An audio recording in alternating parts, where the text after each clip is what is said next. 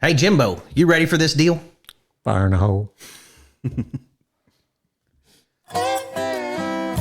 Howdy, friends and neighbors. Time once again for the Cowboys of the Osage podcast with your host, Jimbo Snively and Cody Garnett. Now let's sing a little bit about it.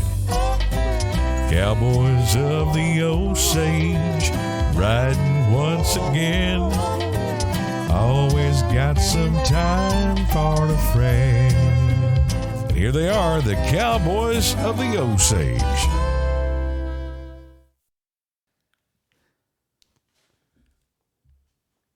Howdy, everybody. Welcome to another edition of the Cowboys of the Osage podcast, brought to you by the Ben Johnson Cowboy Museum and the Buck and Flamingo Turquoise Shop, both located right downtown historic Pawhuska, Oklahoma. It's old Cody over here, and as always, I have my main man with me, Mr. Rodeo Historian himself, Mr. Local Osage County Historian himself. Probably wrote a song on the way over here. It's a long drive from Pawhuska, like almost 45 minutes. Jimbo Snively. Good morning, Jimbo. Good to see you. Who the heck do we have here today? Hi, Cody boy. It's another great day in Osage, man. And Cody, we're sitting here in the old Crossbell Mondor Ranch House. Probably the most historic, one of the most historic ranches in the United States, really. And everybody's heard of it. But September 26, 1970, the owner, EC Mullendore III, was murdered just a few feet from here. An unsolved murder. And one of the largest insurance ever filed in the United States, $15 million insurance policy against the death, you know. Just made all the headlines. It was just a big deal. It's crazy. At the time, it was the largest insurance policy in the United States, wasn't it? The largest one. The largest. Yeah. But anyway, it's just a great ranch. And about 2 years ago, Laura Teague bought it, and she's doing great things with it. And we're going to get in. She's sitting here with us. We're going to get into what she's going to do at the ranch, why she bought it and all that. But also, the Mondor Ranch was famous for its horses and its cowboys. And we've got one of the Mondor Cowboys with us, Mr. Mick Foreman, one of the roping foremans. And he's going to tell us some old Mondor stories, I'm sure. Some of them you probably can't tell. But we're going to get into all that. And we're just really can't wait to peel back the onion on this old Mondor Ranch. So, Well, howdy. It's nice. Laura and Mick, welcome to the Cowboys of the Osage podcast. Glad to be here. Happy to be here. Laura, what made you want to buy this ranch? Had you ever heard of it before? No, actually, our daughter Charlie went to OSU and Oklahoma State and Stillwater, and we would come visit her, and we just started loving it here. I mean, Oklahoma is so different than Colorado, and I'm a born and raised Coloradoan. I lived there for 54 years, and we started coming. We kind of started looking at ranches, and we started thinking about getting out of Colorado because it was getting more difficult politically, and we had we farmed there, so our business was based on irrigation. And we knew that was going to probably eventually go back to the municipality of the Front Range, Denver, and Colorado Springs and Fort Collins. And so one day we were here, and we went to our attorney, Jeff Todd, who I know you guys know, and we sat at McAfee and Taft, and we just drew on their whiteboard. They have a big whiteboard in their conference room, and we drew all the steps that it would take for us to leave Colorado and get here. And then about 2 weeks later, Jeff called and he said, "Hey, I don't know if you'd be interested in this, but I had heard that the Cross Bell might be able to be bought." And so we went back to the drawing board, and my kids, you know, their heads are spinning because all the things that would have to happen for us to be able to do it and come here. And it was monumental. I mean, it wasn't like just, you know, dumping some land on the market and buying another ranch. It was a lot of things had to fall into place. And we started working, and that was about 4 years ago, and it took us about a year and a half to get our act together, and then it took about 2 more years to buy the ranch. And so we bought it because we really love it here. And you don't live somewhere 54 years and pick up and leave and not wish you a little piece of you was back. And I don't have any regrets at all. I love the Osage. I love this ranch, and we intend to make it better every day we're here. And so that's kind of our story. Such a historic ranch. It is. And Charlie manages the ranch for us. She's our lead person here. She manages the Cowboys, and we run about 2,000 cows here. We have the BLM contract, of course, that came with it. And then we run some goats, trying to maybe fix some of the management issues that have occurred over the years with the horses. The horses are hard on grass, so you got to manage it a little different. And so, but for the first time in my life, I've always just wanted to be a rancher, but we've had to do so many other things to be successful in agriculture. And I can say now I'm a rancher and a business owner in Pawhuska, Cody. Oh yeah, you're great too. She's doing some big things downtown. I'm just speculating. She's dumped millions and millions of dollars downtown Pawhuska, Oklahoma, just restoring these old buildings, bringing them back to life, putting some really great things she's been telling me about in them. I mean, I'm real excited for what they're doing around here, Jimbo. Oh, I know it. It's great. I see it followed on Facebook, and she's definitely one of Pawhuska's leading citizens, that's for sure. Laura, let me ask you about these wild horses real quick, because we got a lot of people that watch, and, we take it for granted around here. We see them everywhere. All the big ranches have a good contract, it seems like, with them. What exactly is that for people that don't know? So it all started in 1972. The United States citizens voted that wild horses should be a martyr, I guess, and you cannot never destroy a wild horse. And so, or, you can't euthanize them. You can't put them out of their habitat. And so what happened is, in their herd management areas in Utah and Nevada and Colorado and Wyoming, they are extremely overpopulated. So they had to get them off the range. And then the other thing that happened simultaneously is the government started kind of conceding to pressure from environmental people to get the ranchers off the BLM lands. Well, the ranchers are who had the developed water on these horses' native ranges. And so when you kick a rancher off the BLM land, the water goes away. So you have thousands and thousands of horses. Some herd management areas, they're 1,000% overpopulated. And so the government rounds them up, brings them. Ranchers apply for a contract to house these wild horses because they cannot be euthanized or otherwise disposed of. Of course, we've gotten rid of horse slaughter, and so whether you're a proponent of horse slaughter or not, it just created a lot of issues. So that, and they've also decided Oklahoma is perfect for these horses because we're rocky. They don't get long feet. You can run these horses we have some 35-year-old horses on this ranch. They do very well. They're full, they have full feed. They have great grass. We put mineral and salt out for them and then, so it's just kind of a function, it's crazy political mind game because it does cost our government a lot of money to do that, but they are also very well cared for in a very good environment. Are they sterilized? Yes, we have all geldings. So you either get all mares or all geldings, and we have all geldings. And so, that creates, so we have a bunch of horses that were stallions for the first 10 to 25 years of their life, and then they geld them and they send them out. So, there's some management issues with geldings that have been studs for 15 years, but we manage that, and we are actually trying to train them to rotate because we, as ranchers, we're very dry in Colorado, very arid, so we have to manage our ranches really well. And we use rotational grazing in that process. And so we're in the process of training horses to move. And, it's really even hard moving a horse from pasture to pasture when they have never moved in their entire life. And, you have to learn to just put barely a little pressure to get them to move. But we're starting to move the horses, and we're seeing incredible reaction to our grass by doing that.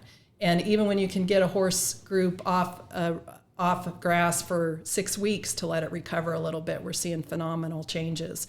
And so it's going to take a long time, but that's our goal. because the horses are going to be here for a long time. They live a long time. So even if they ended the contract today, we'd still be in it for 20 more years, just because horses live when they're well taken care of or have good environments to live in.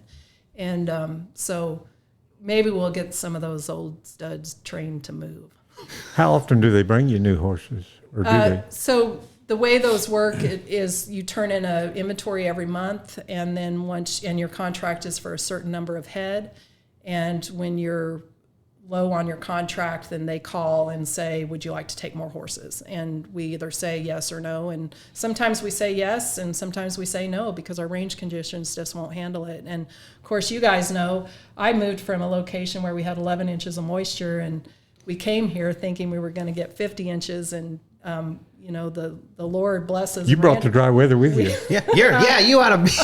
This is perfect for you guys. Dry, arid land right now. You're doing really good with. Good thing you got lots of experience. Lots of experience with that. Yeah. So anyway, that's a little bit about those wild horses. So it is good for ranchers. It helps ranchers make land payments, but it's also a real need of our government. And unfortunately, until something changes on either the horse slaughter end, or that people people maybe come to the realization that you can euthanize a horse, then, and we're getting pretty political here, but. Yeah, I wasn't trying to, but you know what? I think that it's actually legal to slaughter horses here. The USDA will not inspect it for human consumption. Correct. But they will, they can slaughter horses for zoo meat, because I've heard of that happening with some of these wild horses, but that's neither here nor there. Yep. That's neither here nor there. But I have been asking Cody since I think I moved here. I am a historian. I love history, and I understand how historic this ranch is. And, there's a lot more history here than just EC Mullendore's murder. And, we've really become engaged with the community. We love the people here. And so the more people and the more people you say we bought the Mullendore, the more stories you hear. And so I'd been asking Cody if he could get a group of cowboys together, or the cowboy, because I love to hear the stories, and I want to learn more history of the ranch. And so I think, Cody, you've done that today. When you bought this ranch, in our minds here, this is just as big as buying the King Ranch. Oh, yeah. 4.6s, any of the big ranches you've ever heard of, Pitchfork Ranch, any of them, this thing's right up there with them, in our opinion, around here. I think so, for sure. I mean, such a historic ranch. It's got tons of history. And there's been 2 major books written on it. Yep. What ranch, it tells you something out there. So it's well known all over the country. You talk about the Crossbell, and people know what you're talking about. For sure. In the Western world, They're probably going to be selling all the T-shirts and everything, just like the 4.6's Crossbell, nationwide. There you go. Mick, what's your first memory of this ranch? First memory, I guess, going to work with my dad at a young age. I always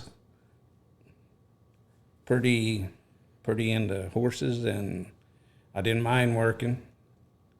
A couple of years after we were here, we came in, I think I was the first grade. I'd be mid-50s, early 50s. After about 2 years, EC come to me, and that was after he took it over, and he said, "Do you want to go on my payroll?" I said, "Sure." So, but EC and I got along real good. We were really good friends, along with being a boss, and my first check was $15. I went on payroll for $15 every 2 weeks. But $15 would buy something back then, too. That's a lot of money back then. Yeah, for a kid. He paid his single guys like $100 a month, room and board. Mm-hmm. And the Cowboys that was married, that he had out on the places like Max Camp and different places, they got $300 a month, house furnished, meat, bills, electric, stuff. That was a lot of money. That wasn't bad. But, people won't tell you this, or if you ask them, but I never did mind working. But I always wanted to have something to show for my work, And I wasn't greedy over how much money or nothing like that. And then as I become older, he increased my pay. And when I turned 18, I married my wife, Bobby. He moved us to over on the west side. I took care of 1,200 cows, mama cows. And I stayed with him till, I don't know when, but before we get up to that part, this ranch was, I remember, one of the very few, you're talking about big ranches and did things. I remember shipping cattle on boxcars. The Gila stockyards down here, they finally moved the depot somewhere. But we would load cattle on boxcars. That's how they sent them to market or wherever. And buck Borum stockyards over on the... Was this the Santa Fe Railroad, or what was it? I couldn't tell you what railroad it was. I just know I was a young kid, and Right. I was really excited to help get them cattle on there, and then I wanted to jump my horse on that boxcar and ride that Go with train. Make sure they got there. Yeah, and we'd go to the Borum stockyards over there, and we'd load more cattle, The Gila was on this side, Buck Borum was on this side. And anyway... Where were they headed? Out to Kansas City or Chicago or where? Too young to know. Who knows? Rocky or Cody, I didn't know. I was just into being a cowboy. How many head at a time would y'all stick on a railroad car? You remember me? Yeah, it seemed me like one of them box cars would hold around 20, 25 head. And I could be wrong. Could be a few more, give or take.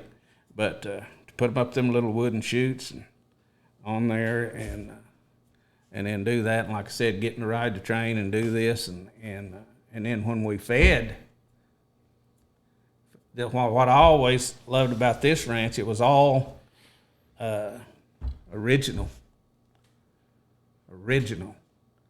What I'm talking about original, you drug calves to the fire, and everything you did horseback. If there was something else to be done, like hay hauling or fence building, he hired people to do that. Cowboys did cowboy work. And then back to the horses. He had one of the best set of brood mares ever was. And these horses were endurance horses. And I say by endurance, until EC took it over, Gene would never let you touch a horse till he was 5 years old. That's what Joe told me. And after EC took it over, I talked him in. I said, hey, let me break some of these horses younger. I said, there's a lot of people out there want your horses. For the simple fact is, if you needed to catch a cow out there that weighed 1,200 pounds, you catch it and you could load it in a trailer later on when we got the little bitty trailers and the little bitty trucks. But they were tough. Get up of a morning, some of the cowboys would ride 10 miles to the pasture where we was going to work. We'd work cattle all day long. They'd ride 10 miles back. And these horses still be going. You could saddle him up and ride him next day if you wanted to. They were just a different breed of horses. Joe said those older horses that Gene wouldn't let them break early, said that you would never get real gentle, though. Yeah. Some of them would, some of them wouldn't. Then, and when he got to getting the outside stallions, he went and bought a gray stud. He always had that Little King stud from down there, and when he started crossing some of them Little King mares with that C-bar Badger, and then he got a Bill Son Doolin stud, and he started crossing him with some of them Little Kings. And then Ron Hancock, he just kept building a little here and a little there. And, man, he come up with some of the nicest horses. Troy Fort Trip steers on one of the horses I broke and trained. And I got EC to selling them. He got to, we was talking, and he said, why don't you take some of them horses out and take them some of them ropings. And I said, I'll do that for advertisement. And I'd take them and rope them on them. And you know, they got to being known, but we got to breaking them at 2 coming 3, but they could take it. They were that kind. And then I got to weaning 10 of the best fillies every year. And I'd take them, I took a lot of them out here to the horse barn and wean them, halter break them, ride them just a little bit and turn them out. And then later on, when he started registering them, if one needed doctoring, you could handle it. See where I'm going? And at one time, point in time in there, he sold everything that wasn't registered. And they had a big drive from here to Pawhuska. I've heard about that. Yeah, I had too. And some bucking horse people bought them. That was Gene Herron was involved in that, I think. Yeah, some of the Cowboys bought them. Yep. And this and that and that. They were just special kinds of horses. Right. And I've heard good, bad, and ugly about all of them. But that, to me, that is all in who's breaking, who's training. I'm not putting anybody down, but you know yourself, there's sure this, that. There's Did they drive them all the way to Pawhuska? Pawhuska. Right down the highway, or side of the highway, or Down the highway. Yeah.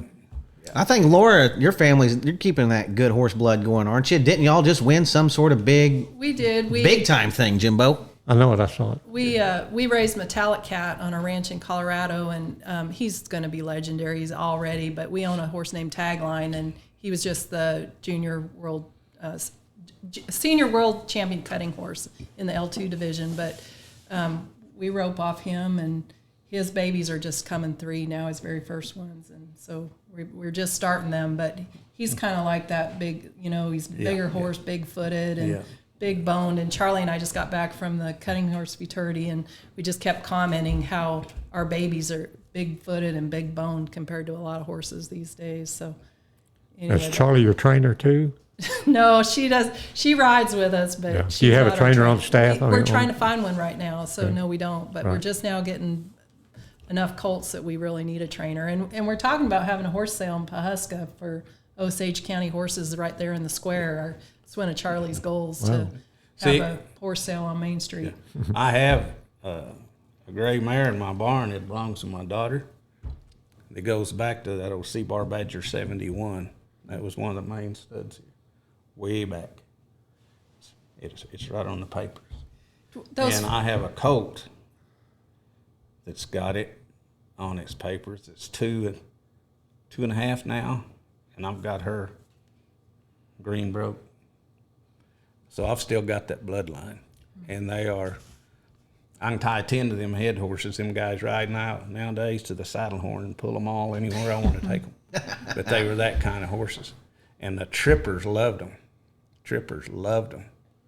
And Joe had one he liked real well, and somebody shot it. You remember that? not really, but Yeah. I rode Joe's horse one time. He had a gray horse that he was really pretty high on up here. My uncle had 2 of them Little King Grays. One of them he called Old Gray and one Old Blue. Yeah. And they were top-notch tripping horses. And, Johnny Joe Miller, Yeah. he rode one of them, Wyndham Ben Johnson, on a black horse. I broke and trained him.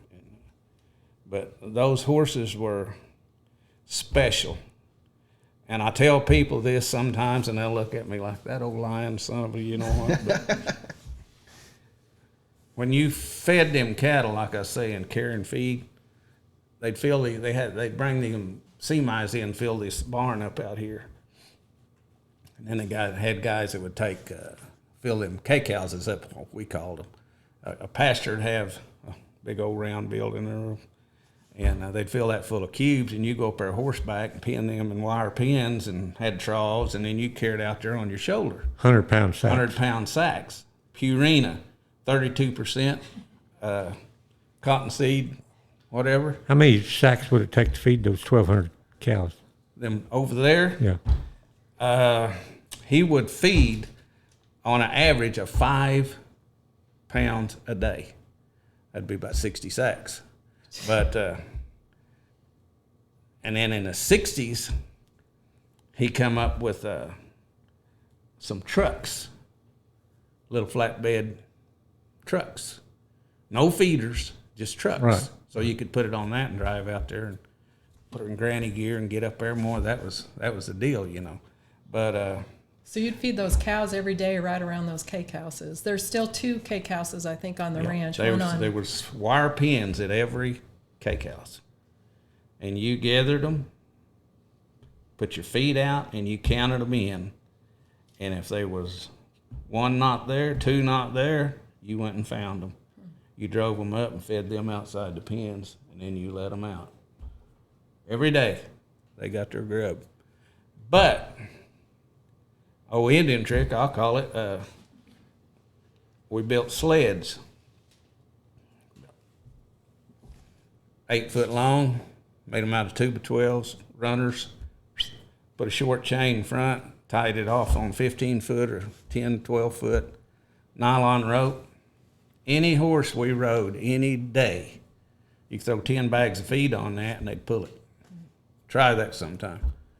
There's 2 horses on this Mullendore ranch that pull a dead ton, 20 foot, and you'd have to pull him up. Never once would they wring their tail, run backwards, or quit. They were endurance horses. And that one set of pins over to Kennedy, that's where he would wean all the yearlings and put them in there, and they were 4 sets of pins off of an alleyway in a big holding trap. And you would put, there was 20 troughs in each pen. You would put 20 bags of feed in each pen. And then you would count so many head. And when they got done, you let them out the alleyway, you filled them again. And like I said, any horse you had a saddle on would pull 10 bags. If you could pull 20 bags out there with 2 horses, you didn't have to make 20 trips back and forth to the... And my dad, he had a little sorrel horse. His name was Spider, as far as I'm going. But anyway, he was one of the ones that would pull a ton. And you set the sled at an angle, and you swing it and then go 20 foot and stop.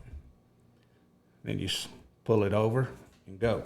You pull it in the pen, take off 4 bags, that left 16. You do that again, and before you knew it, you was at the end of the deal. And you'd fill them pens 2, 2.5, 3 times. But he would wean his calves, winter them, summer them, and then send them to market. He didn't wean them off the cows and ship them. That's how he got the big.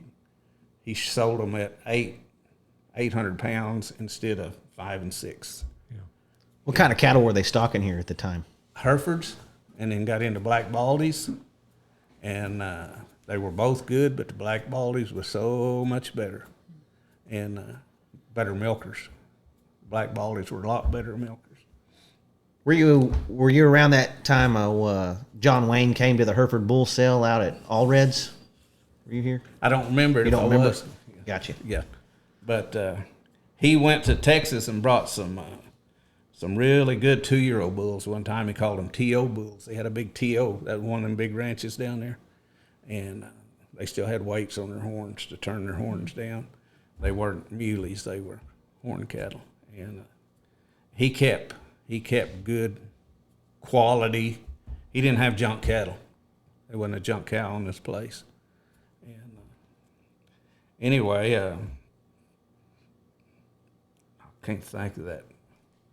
Oh no, He built saddles in. Oh yeah, Oh No Hill, right? That's his Right. name. Yes, sir. Okay. Famous saddle maker We from went. Bartlesville. We went to him one time and asked him if he could build saddles that we could use up here, and he said, "Well, what's wrong?"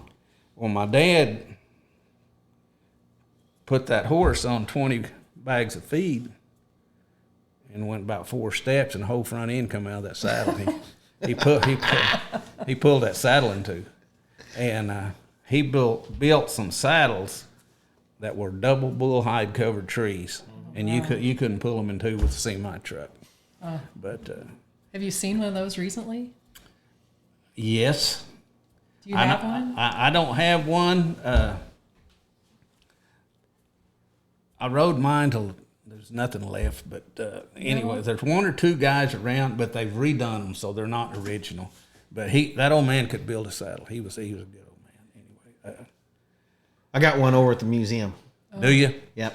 Awesome saddles. Awesome saddles. Yep. Oh No Hill. That's the only reason I got acquainted with him. The guy that was the president of the National Bent and Spur and Saddle Association's president there for a while. He brought it up. Matter of fact, when I left the ranch, he tried to get me to come down there and let him teach me to make saddles and take over his business. He said, "I'll give you my name, brand, everything, just take over." And I didn't.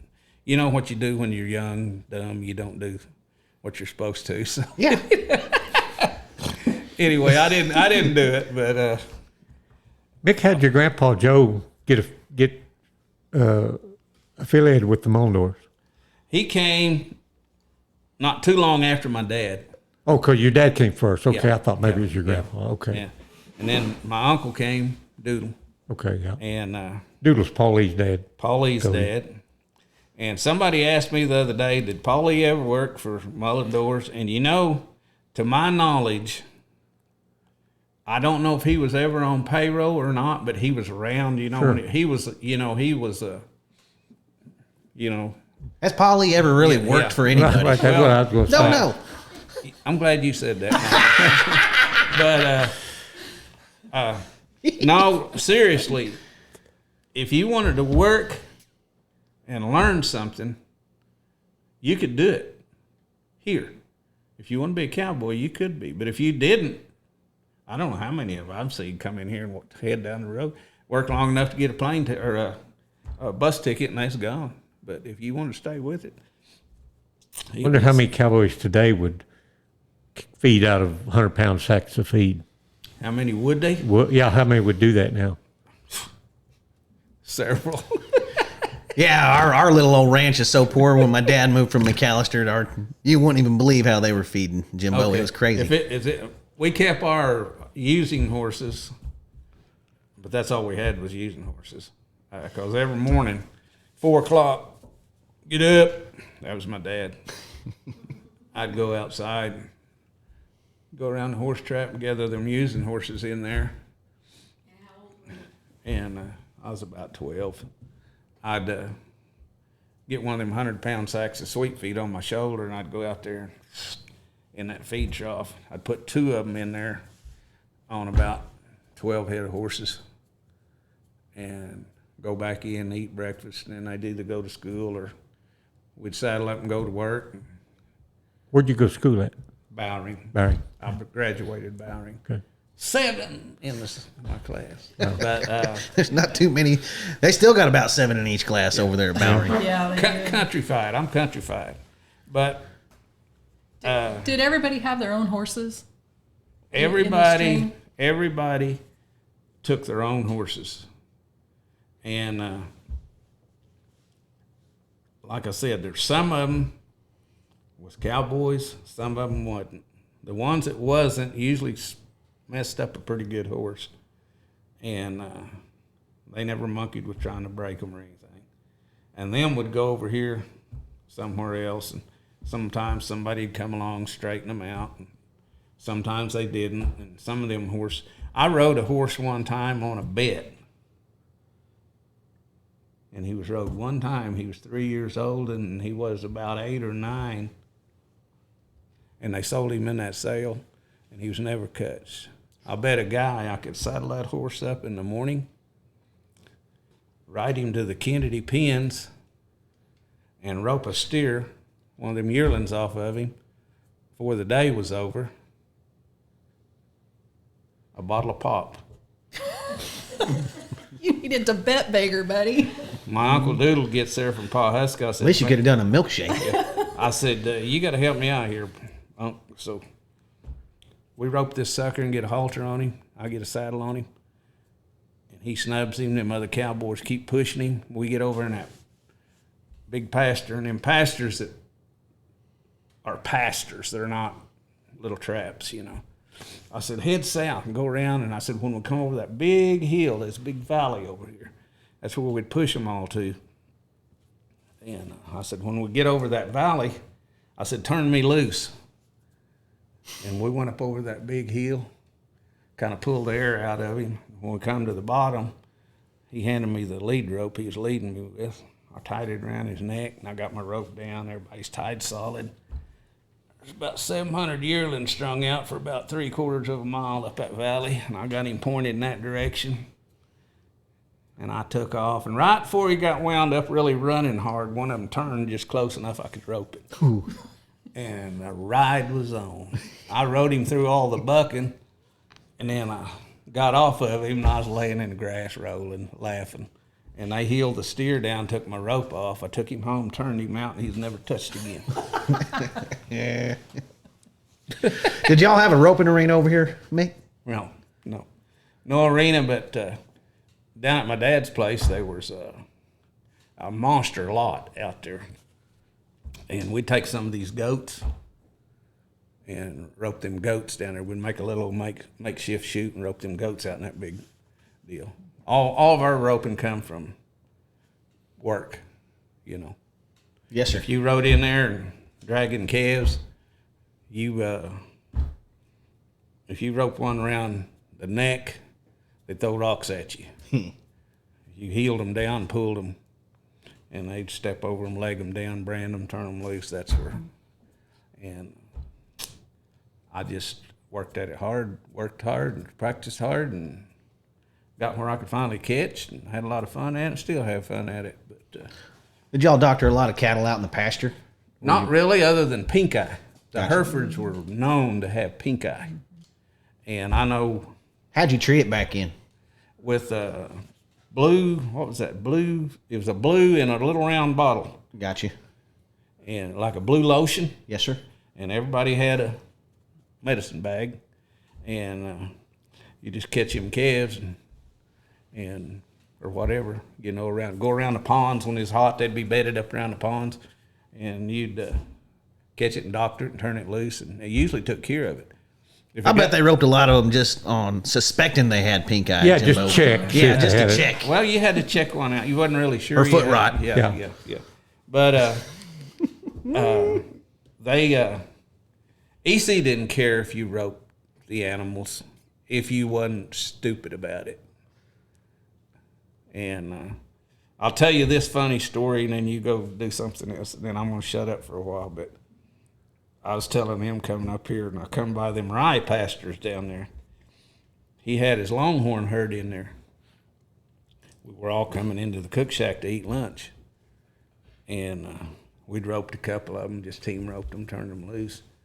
Ora Brown's brother, his name was Roy Brown. And everybody called him Duke. He had a sleepy eye. And smoked cigarettes constantly, had it hanging off his lip. He just started to run one and rope it, and EC comes popping down the driveway. The rye pastures are down here. And his Ora, he was a-hollering, "No, Duke, no, Duke." And Duke just kept going. He ropes it. Somebody run in there and healed it. EC was getting closer. They get the rope off. Ora rides up there, and he was a big brother. Ora was a cowboy, Yes, a cowboy. And he says, "Duke, I told you not to do that." He said, "Well, I thought you was telling me, go, Duke, go." But he drives by and we looks over at us and he waves and goes on down the road. He didn't care. He was a good man. He was a good man, really good to work for and otherwise. But I don't know what happened later on in life, but everything started going south, and then he hired if you don't want to put this in there, you don't have to, but he hired a guy by the name of Dale Court. He was going to come in here and manage this ranch and get it out of debt. And he was one of them little 200 cow ranchers, manager like deal.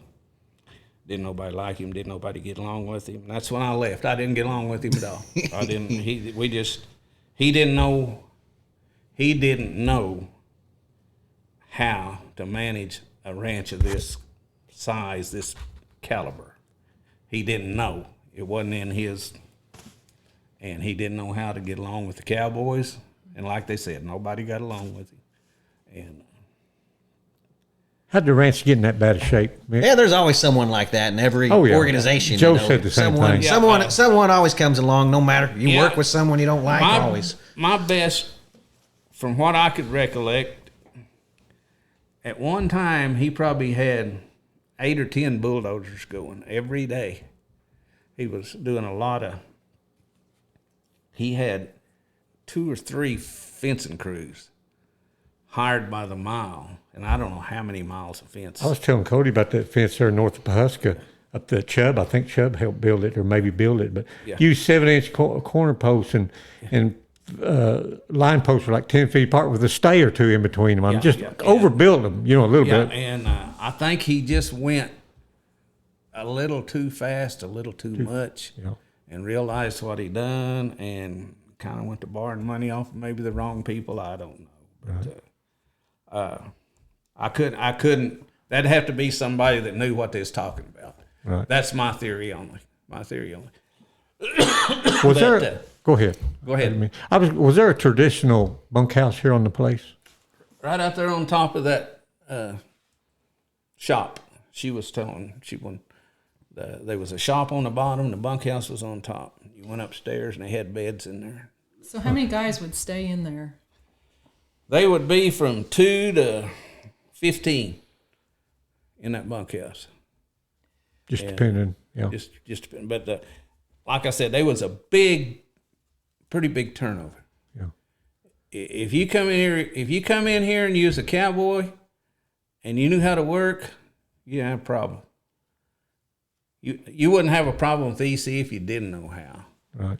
But 90% of the guys that come through here was just come through for a week or two and get a steak and out of here. And the ones that wanted to stay with their deal, and sure enough cowboys that wanted to cowboy the right way, and now it's all 4-wheelers and sidekicks and all of that. But some ranchers don't even want a horse around their cattle. They don't. Craziest thing I ever heard. They don't. I still, when I can sneak away from her, I'll still go help them, but she don't want me doing it or nothing. I'll go catch one for somebody or something like that. But there's a lot of difference in being a cowboy and knowing how to do something, and being a cowboy and talking how to do something. You know what I'm saying? And to me, and I'm not saying this to be sarcastic or nothing, but like, I'm a big fan of cutting horses. I love cutting horses. Love to watch them. I'm a bigger fan of a good cow horse. And there's a lot of difference in a cutting horse and a cow horse. A lot of difference. You wouldn't think it, but there's a lot of difference. Because, I'm going to tell you this story. This Dale Court guy, where I leave, he buys and sends off and has this cutting horse trade. And we had about 250 yearlings pushed up in the corner down there by the Mike place. We'd had 15, 20. He had heifers got in with the steers, or steers got in with the heifers. And we were just sorting them out and taking them back. He rides his cutting horse in there. He said, I want to sort them. We said, get after it. So we set out around there. He'd go in, bring one out, and if he come out by you, you'd move over and block the hole, you know, and this and that. And anyway, somewhere along there, I couldn't stand it no more. I said, let me turn him back for him. I was riding a little Bill Doolin bred. I broke him. His name was Buck Jr. He was Bill Doolin, Little King Cross, and a cow horse. I'm talking cow horse. And he's working one through, and I'm pushing him back. And every once in a while, I turn one back toward him. Might not want to go there, you know. And anyway, I was playing with him. I want to see what kind. And then it gets down to me and him, cow to cow, horse to horse. And I just stayed with him, and about 5 swipes, and that cutting horse stood on his back legs and sold the farm. I tipped my hat to him, laughed, and rode out. But anyway, I was kind of ornery back in my younger days, you know. In the younger days. These Foreman boys are known for their honoriness. Right. Did you have a favorite horse? Me, him, He was your favorite? here. I rode him in Cheyenne. He weighed 1,020 pounds. Tripped steers on him. Everett Shaw was flagging. I pulled in there and I said, Everett, my gosh, where'd you get these monsters? And we always tripped bigger steers, you know, and back then. And he said, oh, so-and-so. And he said, we've had them on full feed. And I said, well, I can see you have. What are they weigh? And he said, they average 800. My horse weighed 1,020 pounds. But you could not make him look down the rope. When you went to the end of her and he turned him, when they stuck in the ground, he'd be reaching over here getting more ground to move him, and he'd stay like he was supposed to. He was my favorite on the ranch, yeah. Mm-hmm. But I had a lot of super good horses here, young horses, and like I said, a lot of them guys got to buying them, and EC thought that was the greatest thing ever was. One year he said, give me his credit card, and my wife and I headed for Cheyenne, and 65 Chevy Impala, a one-horse trailer, and EC's credit card. How much would a good horse like that bring then? Back then, 700-800. Really? Couldn't touch him for 150,000 now. Yeah. Couldn't touch him. But If you could go buy one right now today for 150,000, everybody'd be riding one. yeah. You can't even go buy one for 150,000 now if you're looking. And you know, I'm not one to put anybody down very much, but back then, cowboys were ranch cowboys, the trippers, the calf ropers, you know, Troy Fort, Olin Young, Sonny Davis, just keep on. They had ranches and they made themselves out here working every day on. And now it's in a gym, roping 115, 20-pound babies, calf roping, 300-pound steers in the steer roping. You can do that on Shetland pony. And you know what I'm saying? And Well, yeah. I got nothing against that. It makes for good watching. But it was a whole different era, a whole different setup, a whole different set of cowboys. You ever rode one of them horses, Mick, that they didn't go out and do some miles and day work on and just went straight to the arena with? You ever Yes. rode one of those, Mick? Yep, all the time. Bud Morgan, you know. Most aggravating thing in the world to get on. Yeah. Bud Morgan, he came from Dale Robertson. What horse was that Dale had? The big, nice stud. Yeah, I can't think He had of some it. nice horses. Yeah. But Tales of Wells Fargo, too, Yeah. is for people who don't know who Dale Bud, Robertson was. He come up here and went to work, and he was a calf roping, steer tripping dude, and worked a while. He was a cowboy. Yeah. But if he was going to go to a tripping tomorrow, he'd ride that tripping horse 2 days in a row, working, not roping, working cattle. And when he got there, he said he'll be tired wanting to work. And That's the way my dad always was, Mick. that's the way with the calf horses. He'd take a calf horse if he's going to a big calf roping. But like I said, them calves all the way 300 pounds. They didn't rope little baby. At one time, the PRCA had a rule that you couldn't rope anything less than, 200, 250 pounds in a calf rope. They still got all kind of rules in there. And now there's a little old things. I feel sorry for them little old calves, but anyway, it looks cool and fast the way they do it. But to me, them boys back then was cowboys, and they were self-made. And anyway, I'm gonna shut up. You know, I was watching the 1959 NFR the other day, Jimbo, and I was focused in on the bulldogging, steer wrestling. By God, back then, that was truly bulldogging or steer wrestling. Yep. Some of them big old guys that get down on them bookers, and they just lift their head and take off with them. Take off. Yeah, I mean, like a 12-second run was big time in the bulldogging then. You know, everything's changed a little bit. Everything has changed. You said that right. Everything has changed. Mick, what about the cook shack? Joe was talking about the cook shack. Cook shack over there, the cooks would come and go, kind of like a bunch of the cowboys. They couldn't cook, and EC always wanted somebody to take care of his hands, feed them a good meal, and they would come and go and come and go and come and go. At one point, I don't know how it come about. Never did ask, and don't care because she fed me a lot of good meals. My mother went to work cooking for the Cowboys. She'd feed from 20 to 50 guys. But, you know, she'd get up in the morning, whip the eggs on, get the breakfast done, and she'd jump in and go up here and feed all these guys, and jump in and go back down there, and supper ready for all the kids and stuff down there, you know, and you didn't eat. Like I said, EC wanted his hands to eat food. Now, there's a lot of days we were working calves. If he was short to cook or the cooks wasn't there, that Kathleen would come pulling in, and she'd drive up there with her water can, her cans of Spam, and her little cans of beanie weenies or pork and beans, and that's what you got for lunch. But she didn't mind it. I mean, heck, it was food, you know.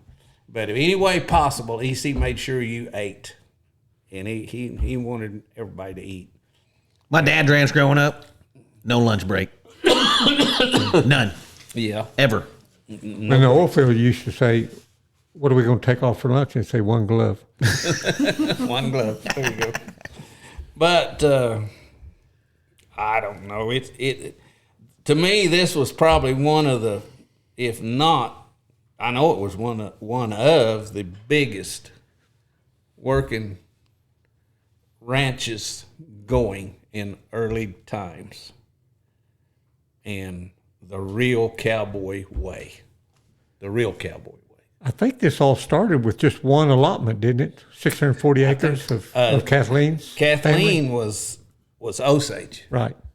and her dad was Buck Boren, and Gene, he was a white man, but then it just kind of took off. And His dad was a banker, wasn't he? I think. I don't really Of Cleveland, I believe. That Mondor Mansion. Have you seen the Mondor Mansion at Cleveland? No, I haven't. Yeah. It's right as you go in town. Before you actually get in town, you turn left and go down there a little way, and it's a big brick 2-story house. And that's the Mondor Mansion. That was Gene's dad. That's where he was raised.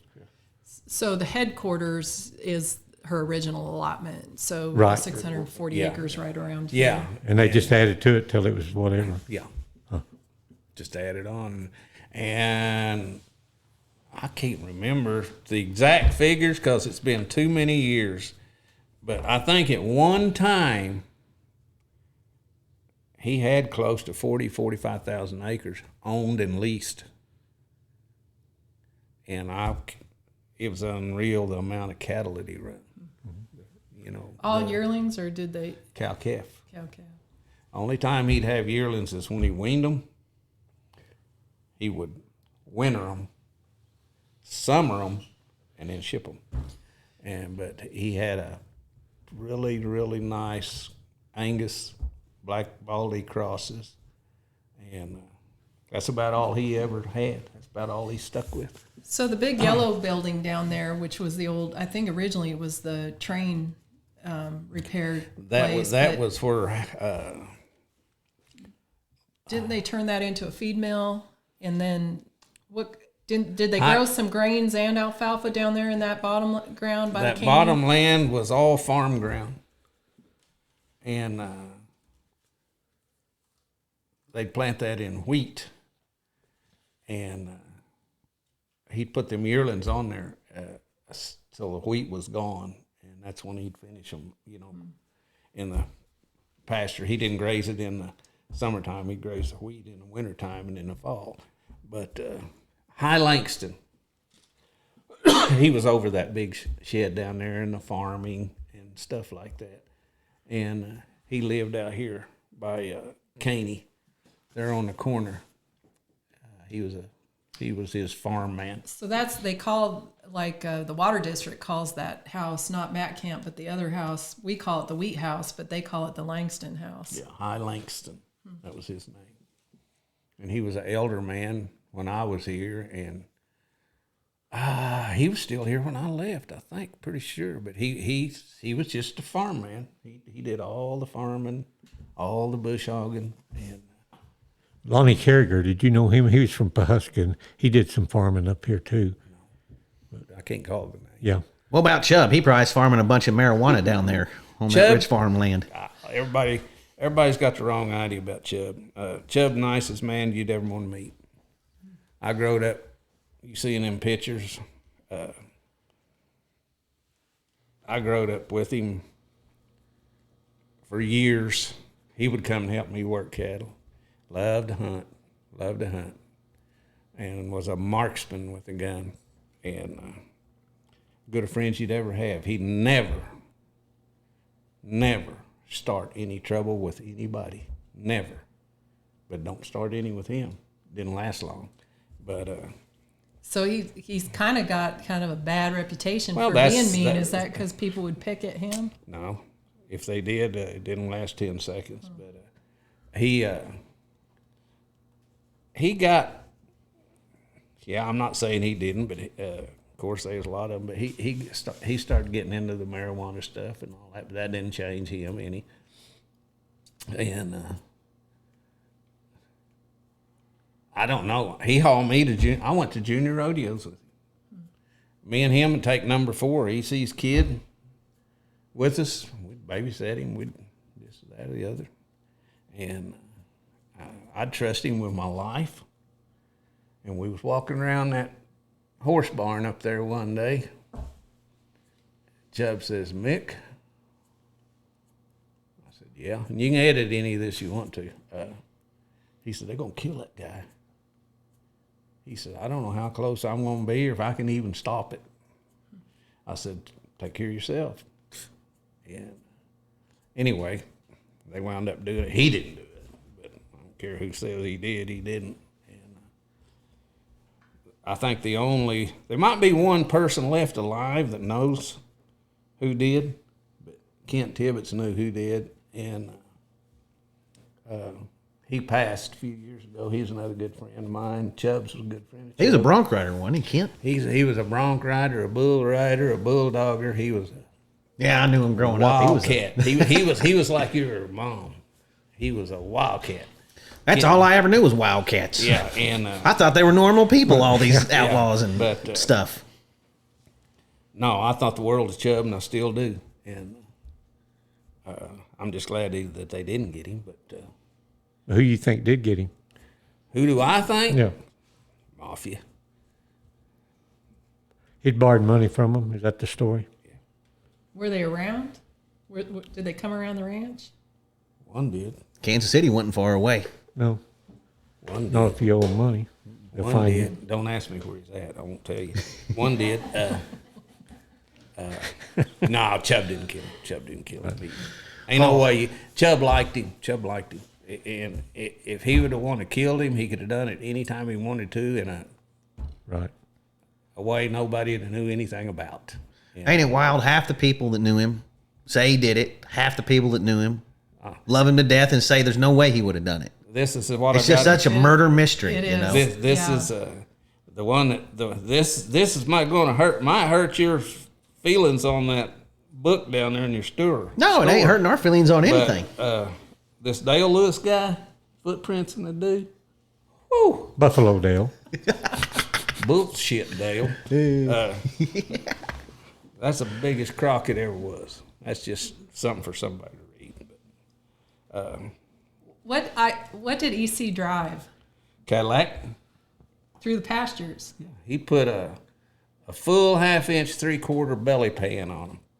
Most of them was yellow. And if he wanted to come see you out there working cattle, he'd come through there. And if a cow took off, he'd head her in that Cadillac, and he'd hit them rocks, and when he got done with it, he'd pull the belly pan off and tell him it come from a rancher or something. He never did tell him what he done in it, but he. You know, Laura, he said EC the fourth. He came in the store here one day, and he said one time he had 100,000 head of goats up here. 100,000 head of goats. I can't even imagine keeping 70 goats anymore. He had got into the goat business pretty heavy, going around grazing people's stuff, cleaning it up for them, everything, you know. But So they leased them out to clean up other people's place. Yeah. We think it probably will take in the tens of thousands to not have to spray here, and that's our goal. But I don't think they ever sprayed here, but it was never overpastured. Yeah. Never overpastured. He had a place for the mares on the south, and had a places for the goats, and he would not. That's why he had that goat, Oscar, and sheep was the same way. And he never overpastured his pastures, but he had a lot of cattle. Do we have a lot more trees now than you remember? Because there's, like in the Mullendore murder book, they just talk about the big wide open prairies that now are tree covered, but pretty much it's been the same now. Pretty same. Yeah, they just got bigger. Yeah. I was a bucking when I was going to crowd across that field right there with that cart tied to that horse that day. I was telling you about what you know. But anyway, now I'll tell you a story about back to how they talked about them horses being raunchy in this. I broke one of them Little King horses, and I never did find out who his mama was, but I called him 4-year-old. He was 4 years old, and I broke him. My girls learned to ride on him, and coming off right about a mile south down there, I was coming off of that hill, and there was a boar hog that tall and had tushes that long come off that hill. And I built to him, and just as I started to rope him, he spun around and hung that tush in his ankle. And I roped him. One of the cowboys that was with me, they heeled him down, this boar hog, and we knocked his tushes out and made a barrow out of him, turned him loose. Well, that hoof never did heal solid. It had a little growth like this. Huh. So I just give him the kids to ride. EC asked me one day, we was in that Middle Gap pasture and we was going to work it. He said, "Can you take number 4 horse?" And I said, "Yes, sir." I took that horse over there for him, and he's 7 or 8. And I put him in the pen. We went together in that pasture, and I told somebody that was there close, I said, "If you see EC come in, tell him, do not put that boy on this horse till somebody gets back close to him." And we're getting probably 400 head bunched up. Coming in, I see EC set him on him, lead him out there and hand him the reins. And I thought, I take off as hard as I can go. And about the time I get up there, some of them start, and the pens set out in the middle of the pasture. Never did have very many pens that sat in a corner. One of them throwed her head up and come around that pen, and that little horse he is on, cow horse. Them ears went up, and I was still kicking. I was trying to get there. She run by him run at him, and then went by. And when he done, she swung over, run to head her, and he went to screaming and grabbed that horn with both hands.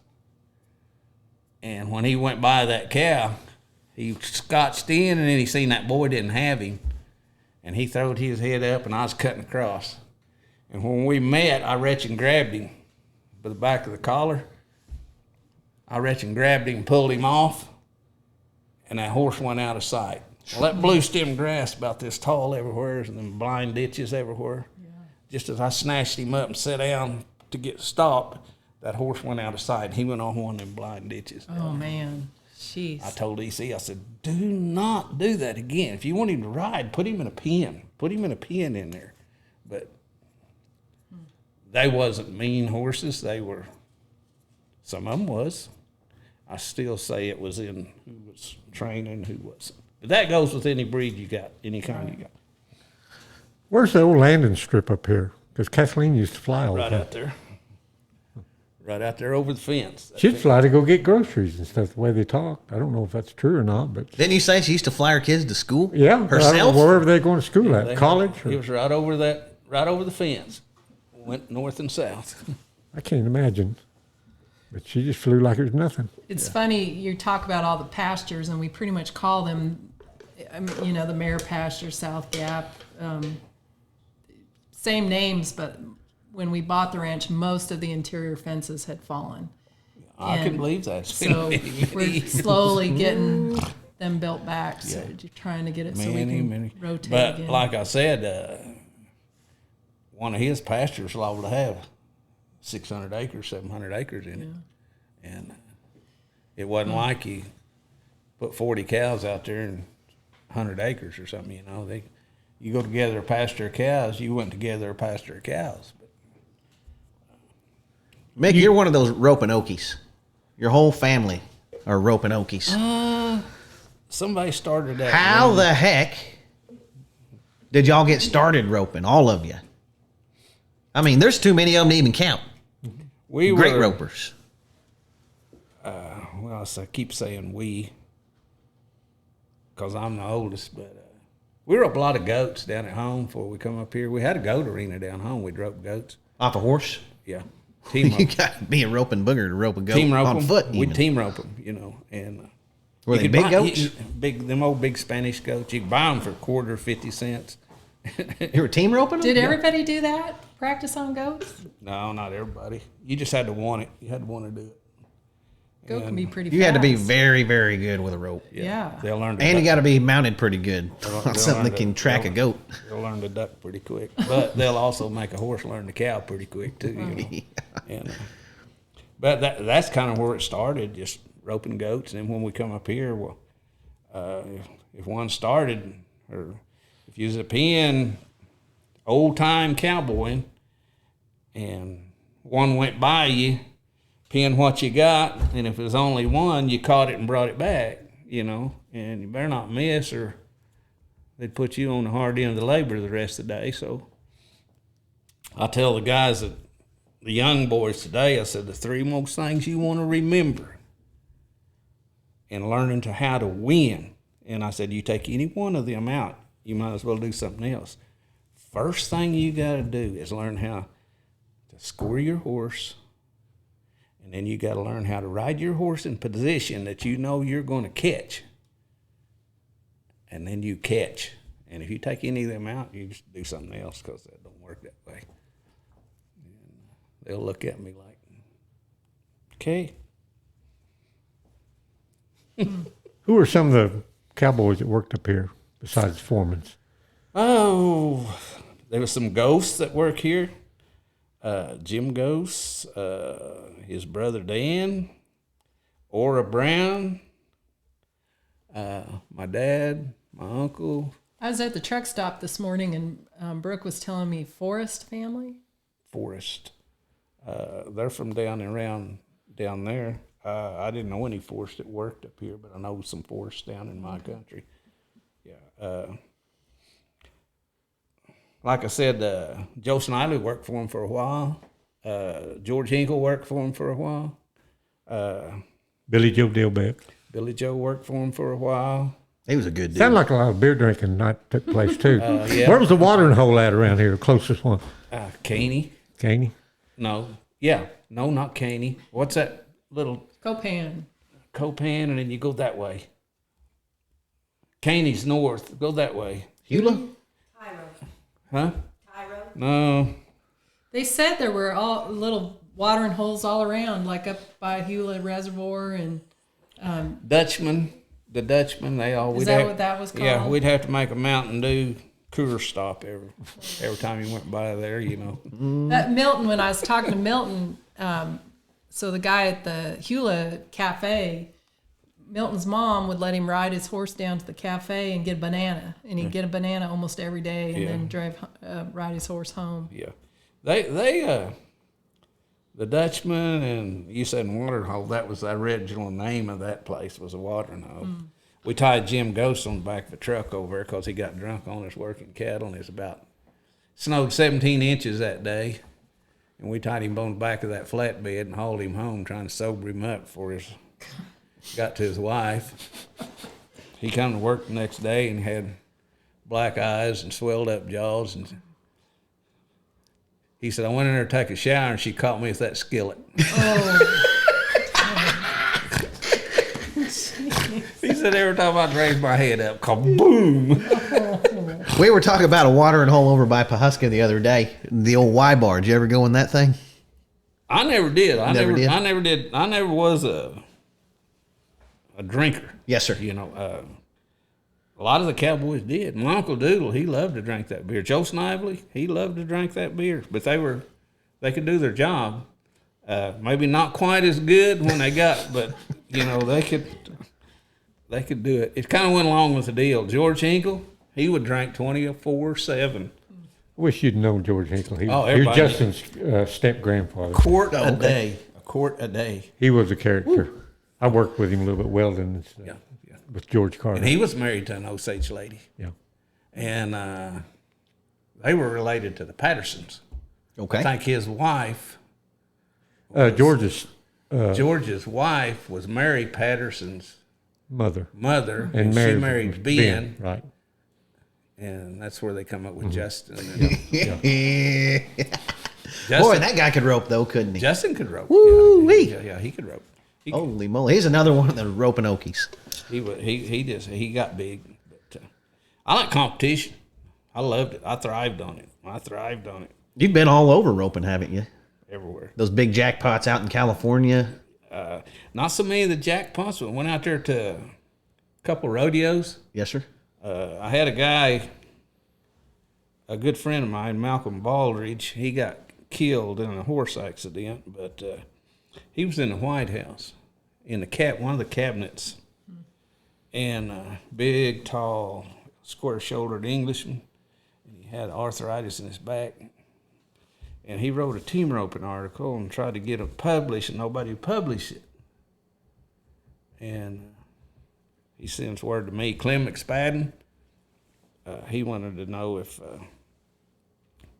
back my story up just a tad, he wanted to know if I'd rope with him at the prison rodeo in McAllister and furnish horses, and I said, yeah. And then Malcolm calls me. We placed in the rodeo. He calls me a little later. Bobby Joe was just a baby. That's how long ago it was, and I ain't going to tell you how old she is, but anyway, he said, anyway, you can go to California with me. I was working. And I said, what's on your mind? He said, I want to pick you up in an airplane. I want to go to Bob Ragsdale's place, and I want to make a team roping story. I want you to go. I said, yeah, I'll go with you. We flew in a jet airplane, a little miniature jet, Goldwater's pilots. He had Goldwater's pilots, and that thing would, first time I was ever on one, I was scared to death, but anyway. We flew out there. He hired Harvey Errington, and I can't remember that other boy. One of them was a writer, one of them was a photographer out of New York. Professionals, and he took them with us. They shot pictures, and they done this, and they wrote a big team roping article, and True Magazine published it for him. And, You have a copy of it, Cody? No? somewhere I did have. I don't know if I still got it, or if I do, I'll bring it. Let you look at it. Yeah. But we flew to Chowchilla, and I rode Sammy Thurman's horses. You know who Sammy Thurman is? Heard of him. Okay, Sammy is a her, and she Comes a Horseman. You ever watch that movie? Comes a Horseman. James Caan. No, sir. Okay, you need to watch that. There's a big chestnut sorrel ball-faced horse in there, and they're roping cattle, Hereford cattle out, and it's in this deal there. And every once in a while, HP will bust it on one, trip it. But I rode that horse. That was her horse in the team roping. And me and Malcolm split the team roping with Reg and Leo and Chowchilla. Camarillos. Yeah. And we went to Indio. I think he missed or roped a leg or something like that. But we flew from there down to Indio, and he had somebody drive the horses down there. And I was feeling like You were a big shot, I weren't you? feeling like I was a big shot and didn't have $2 in my pocket. You know? You boys just go on and take the horses down there. We're going to take the jet. Yeah, but no, he was a practice, and horse fell on him, killed him. Oh, jeez. Yeah, and he was a good man. I remember the name. He was in the cabinet, you know. Malcolm Yeah. Baldridge. Yeah. He was also the owner of a big ranch in Mexico, and he owns, probably still does, his relative Scoville Manufacturing, made the zipper on your pants and your shirt. Really? Scoville, he owned factories. Yeah. He said, this is how young and dumb you are when you're young. He said, pick the ranch or pick any plant you want. He said, all I want you to do is if I call and say, let's go rope, be there. He said, you can run them. I said, having too much fun. Anyway, that's my story, and I'm sticking to it. Laura, there was supposed to be a school on this place. Is it still standing? I or believe anything? it was the Hula School that Mrs. Mullendore built. There's up at as you came in today. There's the old cornerstone that's up on the ranch on the entrance, and but she wanted a place for the Cowboys kids to be able to go to school, and so I think she built that school at Hula. It was closed when you were, by the time you got here. Yeah, it wasn't there. Yeah. The depot and the stockyards were still there. And then the little town, there's a bait shop in there, and Shook's Bait Shop. Yeah. It went out of business, and then the houses. This is one of the first lakes, Cody, that was built around here. It was built in the 50s, 54 or something. Yeah. So it was really a popular fishing place. Yeah. Because you didn't have Caw and Keystone and those places. Yeah.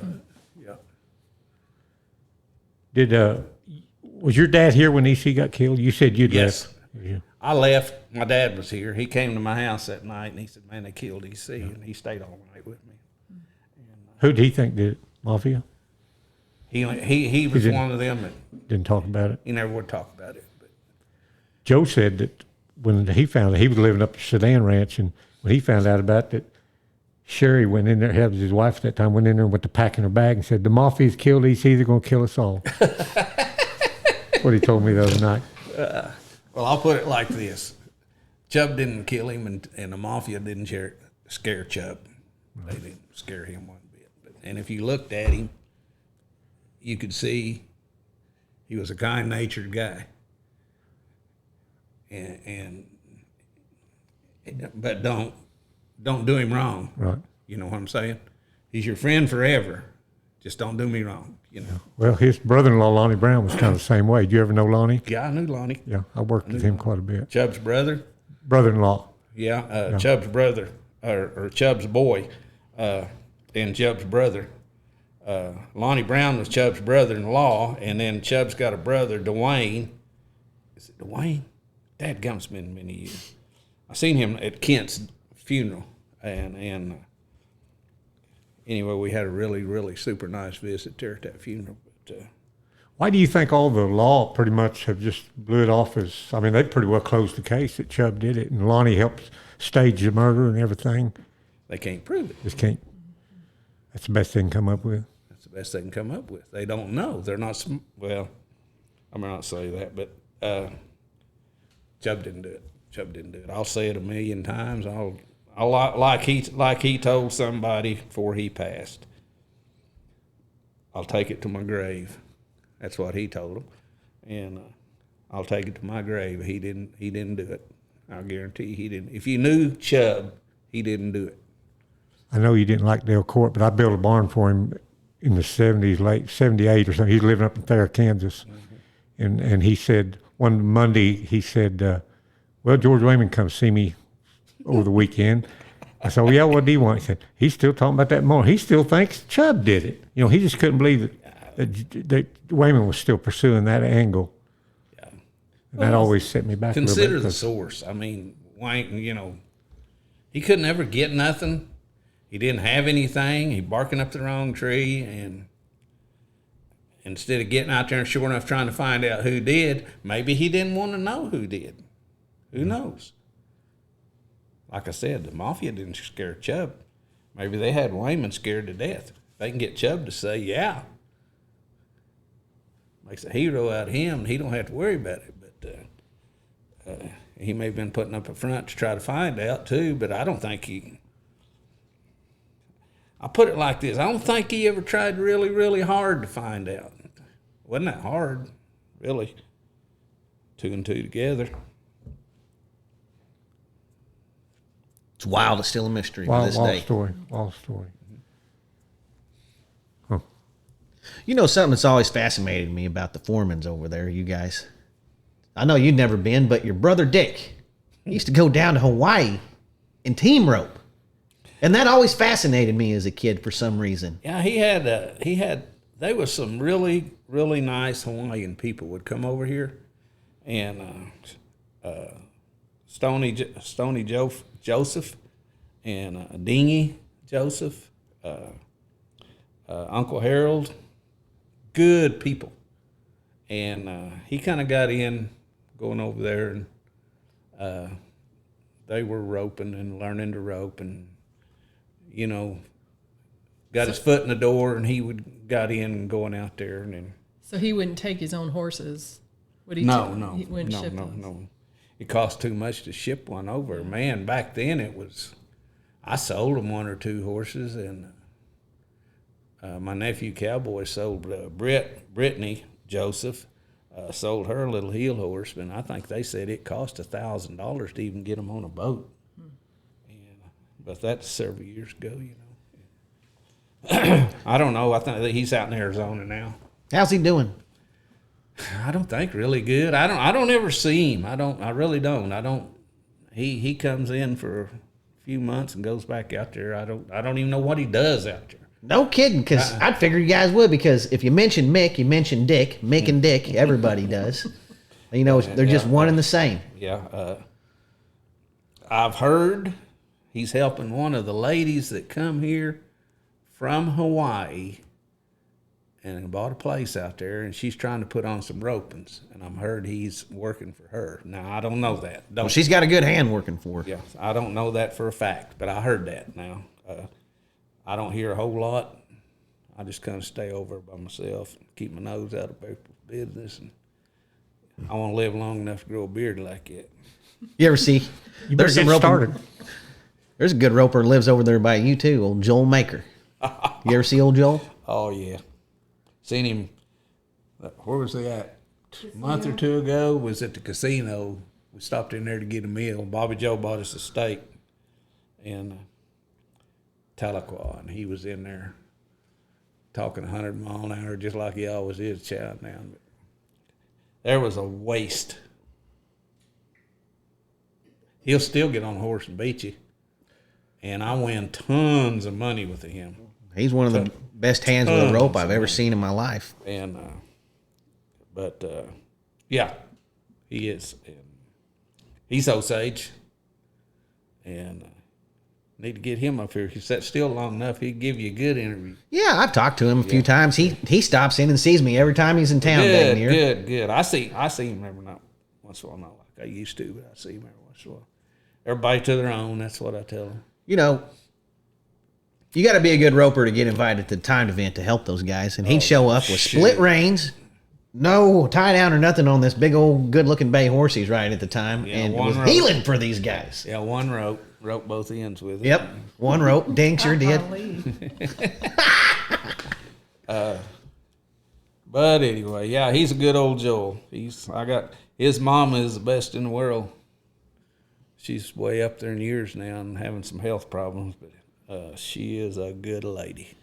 Now, Tarzan, was that his real name?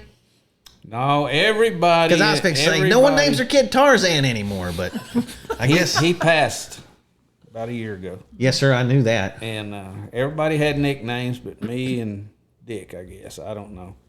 I don't know why we didn't, but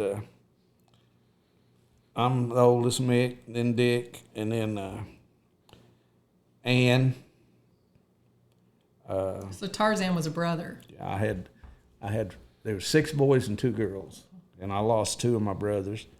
Tarz's name was Merle Anthony, and Short, he was my favorite brother. His name was Barry. Merle Jean, Barry Anthony. Barry Anthony was Short. Merle Jean was Tarz, and then Bogue that works on the ranch over here at Lenapaw. His name is Larry Franklin. His nickname's Bogue. And my youngest brother is Walker Joe, and his nickname is Tex. And that's about all of them I'm going to mention. They're all good ropers, aren't they? Yeah. Every one of them. Every one of them can rope. Really rope. Short's boy, Cowboy, is as bad as Joel, but kind of in the same predicament, you know what I'm saying? Oh, yeah. I've heard of Cowboy my whole life. Yeah, Great roper. He's a good hand. You got a cousin. Paulie, your cousin, I guess? Cousin. World champion. He's one of the only few that I'll claim. Yeah, he's a cousin. He was Doodle's boy, my Uncle Doodle. Did your dad and Doodle rope too? Mm-hmm. Yeah, they were. What about their dad? Joe Foreman. Was he a roper also? Yeah, he was a calf roper. No kidding. Yeah, he broke his arm way back. Horse bucked him off, and he put a flour sack around his, you know, where you got your flour, and made him a sling, and didn't go to the doctor. And when it healed up, it healed like this. He couldn't straighten it out, so he switched over and become. Oh my gosh! He switched over That's and become a lefty. I can't even pick my nose with my left hand. Yeah, but yeah, he roped, and yeah, There's a lot of ropers in your family. a lot of them. Bobby Joe, she ropes. My wife used to one time, and then she fired me for heading for it. But Bobby Joe ropes, team ropes, pasture ropes, head, heel, breakaway calves, run barrel. You got any young ropers coming up in the family somewhere? No, Nope. it's about all gone. That's sad. I got Tyler Warren and Fisher are my grandsons, and they can rope anything that moves. But they both work, and Tyler, he's That dang working gets in the way of all kind of roping all the time. He's kind of tied down. He's got kids. Fisher don't have any kids. He just 8 to 5 and likes doing what he's doing and don't care much about roping. But Tyler Warren is Bobby Joe's boy, and Corbin Warren sired him. Tom Warren's boy, Corbin. Nice. Yeah, and Corbin was a good hand. He's had to take his leg off, diabetes, not too long ago. But I don't know if anybody else is doing anything. Nobody I want to talk about if they are. So. You still roping? Oh yeah. I went Saturday night and they beat me. I missed a couple. I shouldn't have, but that's all that practice I've been doing, I guess. Once you think you got this roping figured out, it does definitely humble you real quick sometimes. I guarantee you. Laura, what kind of plans have you got for the ranch and this house? Well, you know, we had started thinking we would do some bigger events, but really we've decided that we keep it for family, and we have some kind of more intimate retreats here. We had a photography retreat. The Art of the Cowgirl was here, and they're going to come back next year and make it their second gather. So there will be a lot of young art women here for in October next year. It'll be a great thing for Osage County. And we just, you know, our family is all busy. We have an operation in Texas that our son runs for us, and They saved a small dying town down in Texas, Jimbo.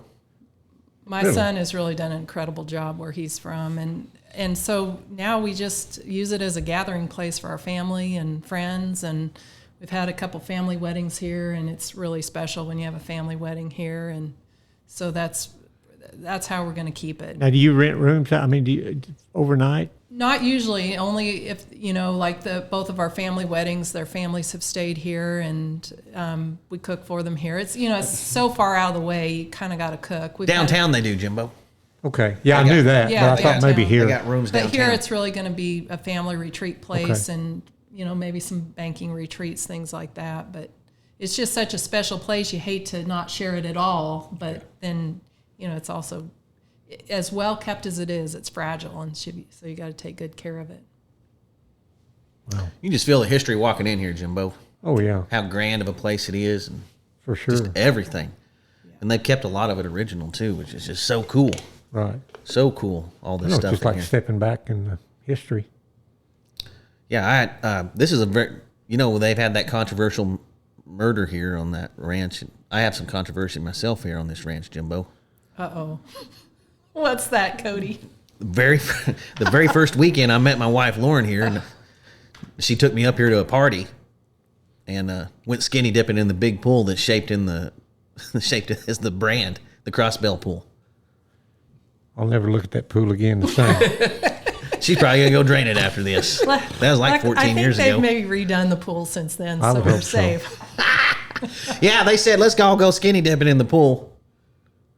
So I did, but I was the only one that didn't have any clothes on, Jimbo. I guess they just go down to their underwear. You just misunderstood them, didn't you? I'll tell you a little story. So one of the first things, we are doing things like Coffeyville Stockyards has an annual calf sent 'em sale your here. way. Yes, Cody was great. Sent them our way, and it's been great. We've done it 2 years, but the first year we had it over there by the pool, and I don't know, there were probably 600 people here. A lot just came because they wanted to see what we're doing on the ranch. And so anyway, there were about, I don't know, maybe 50 little cowboys running around, and they were so good, and we got done, and the guys left with the microphones, and the sale was over, and this one little cowboy comes up, and I was sitting on the side of the pool, and he says, "Ma'am, do you think we could go swimming?" And so I said, "Well, sure." Man, 30 seconds and 50 little cowboys all in their underwear and their jeans and Yeah. hit that pool, and they were swimming. But we we're really family, community oriented, and we want to share it in that way. And That's a good way. yeah, we last weekend, those girls at the Copan truck stop serve us all year round, and they do it with a smile. Even with my husband is just, he's worse than Cody. Well, that's a good place to eat, though. Teasing wise. But, we had a Christmas party for those girls and families, and, those are the ways we want to be able to share the ranch, just community wise. But we do love it here, and we're not going anywhere, so. I'm glad to hear that. Yeah, I think that's There's great. only one thing I want to do. I want to bring my family and just look it over one day, just before I kick out. It's been, good gosh, I don't know.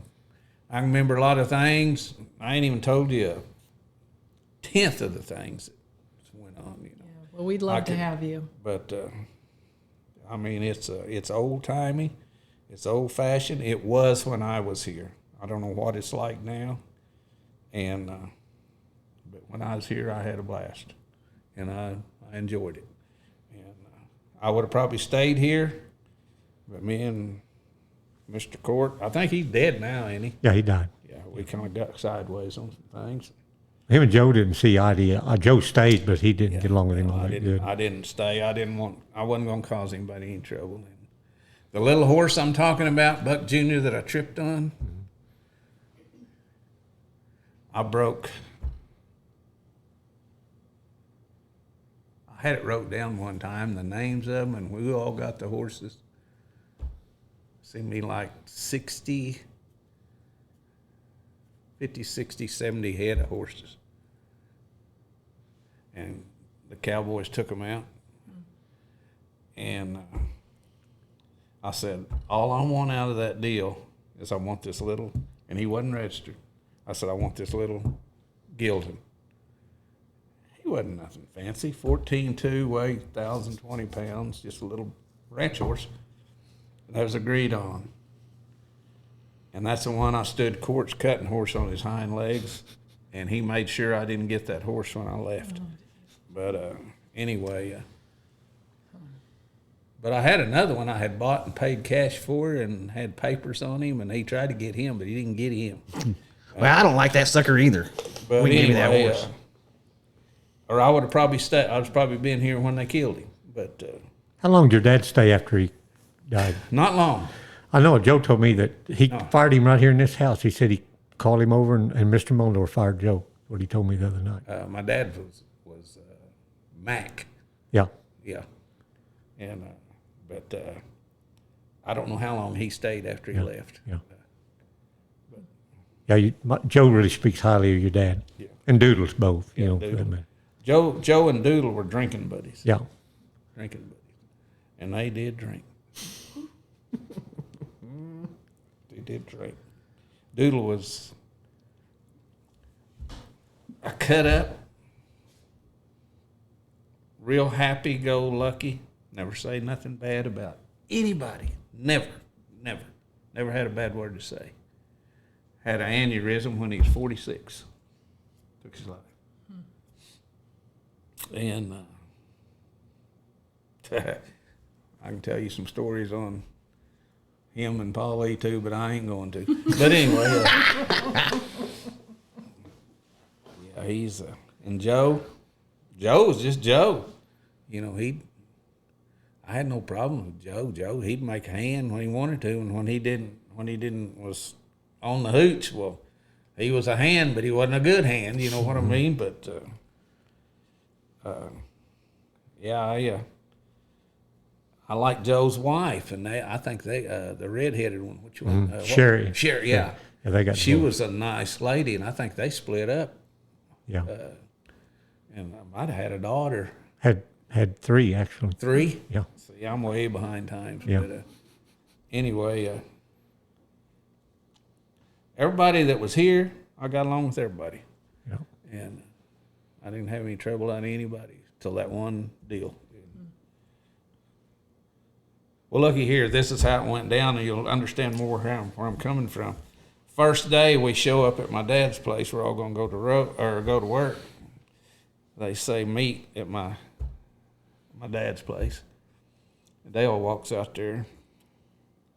He said, all right, it's going to be this way. He said, everybody take their ropes off their horn and put them up. I said, no ropes.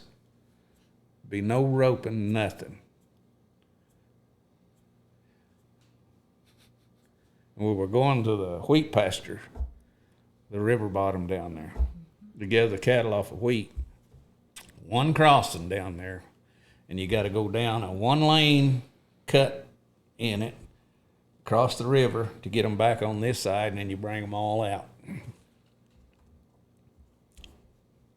And he says it's going to be this way, this way. When he got done talking, everybody just got on their horses and rode off. They kept their ropes and everything. They didn't. We'll go down, get on the other side, and we bring them up, and we start crossing them. And I don't know how many was on that side of the river. There was several hundred. But we got them all across there down to about 30. And there's probably 15 cowboys there. It might have been 40 head, I don't know. But we'd bring them around that crossing. They'd get back. Some of them we'd cross over. It just went on. We got down to about that number there, and I just pulled my rope off. And water wasn't all that deep, about like that.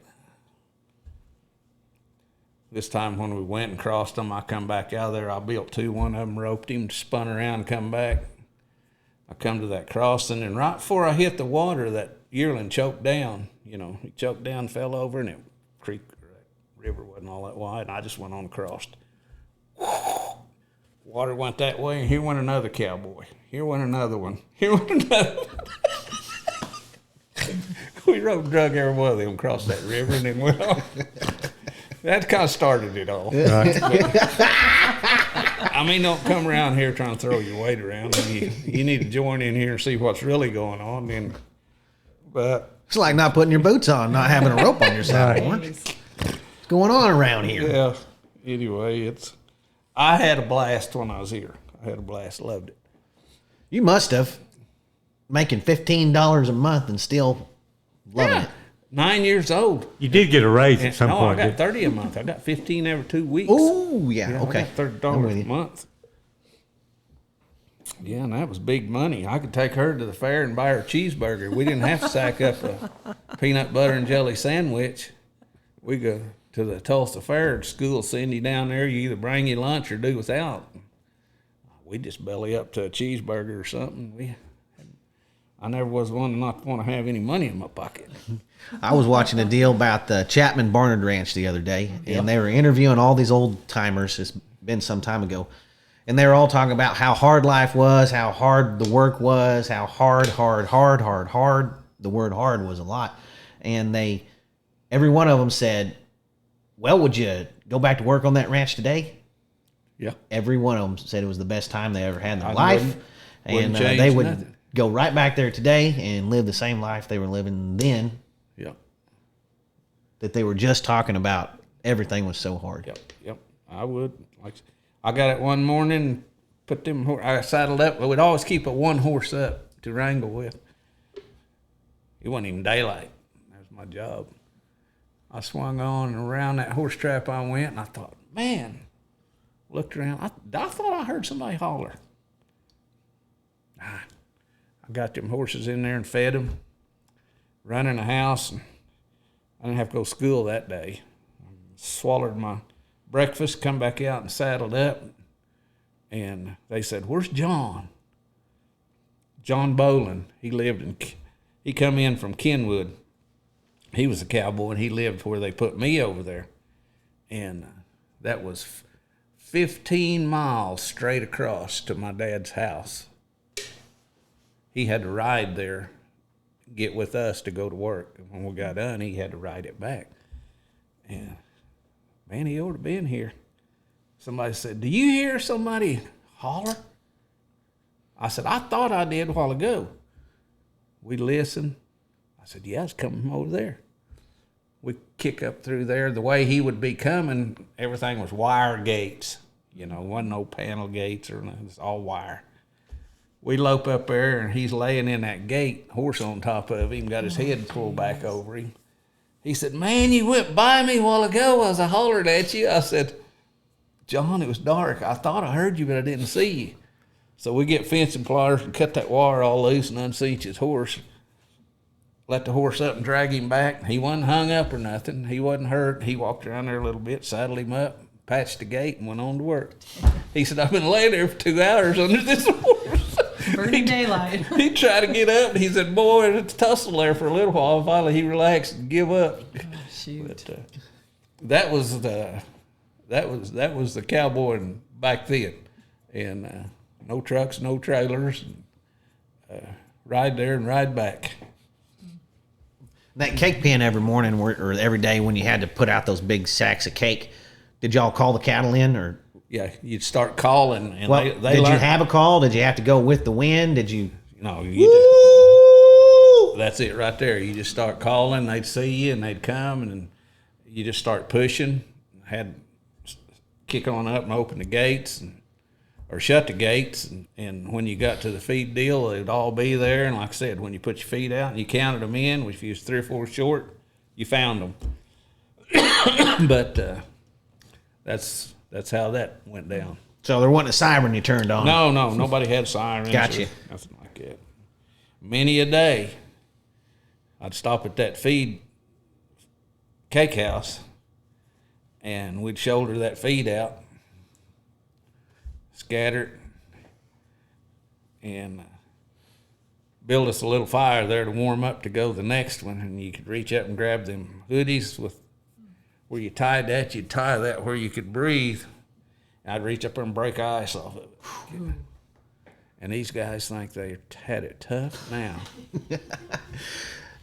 Jimbo said that the cake, the reason they used to call it cake is it was a lot like cake. Yeah. Said you could eat it. It smelled was- good and everything. It smelled good. It was a Purina brand, and it was a 32% cottonseed meal. Yes, sir. That's what he called it. And them cubes was about 3 inches, a little bigger than your thumb. It was a good feed. It had to be 32% protein, and but they had a lot of roughage. He never overpastured. And I don't remember. I think every other day is when the hay guys would go through with the hay, but you fed every day. When you first started hauling team roping, were they still 2-man team tying them? Yes, sir. Square knots. Is that how you started? Yep. Tying the knot? Yep. Can you explain that to everybody that's never seen it before or don't know what it is, the So you team tying? Yeah. The header ties his rope. This is how, now everyone that don't know what it is, this is how team roping got started. This is how they team roped in the National Finals Rodeo right up until almost the 80s. Mm-hmm. So They called it square knotting is what they called it, but you had your ropes tied solid to the horn. Instead of roping and dallying, you roped, and then you slowed up and turned him, and your heeler heeled it, and he was tied solid. He would spin around and go to the end, and you'd down the steer and tie a square knot around his back legs. And throw your hands up, and that was your time. And it didn't matter if you caught one leg or two. If you caught two, it was easier for the horse and easier to tie, but if you caught one, had to have a little more ump in your horse to get him down. And that was the square knot. And I did that for a long time. But I taught my head horse like a tripping horse. I'd rope him. I got my rope a lot shorter, and I'd rope him, and when he come right here and turned out, I'd just step off, and he logged. And when my heeler come in there, I was on the ground. Woo. So both ropers would get off to tie. No, just the header. Oh, okay. Just the one. But I would get off of mine. It was a lot like steer roping, but Yeah. you had a heeler. Yeah. Okay. Help you get them down.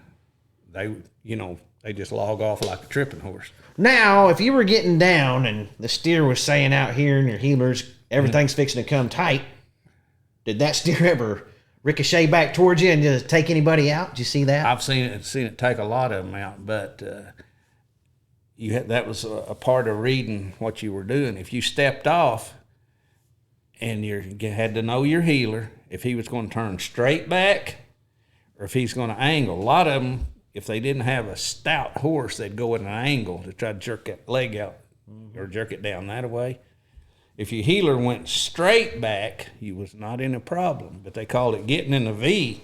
Now, if you step down and you seen your heeler start this way, you better squat down and duck under that rope, because if you didn't, you was horse here, and a steer here, and it was coming at you 60 mile an hour on that, it'd take you out. I've seen a lot of them get took out.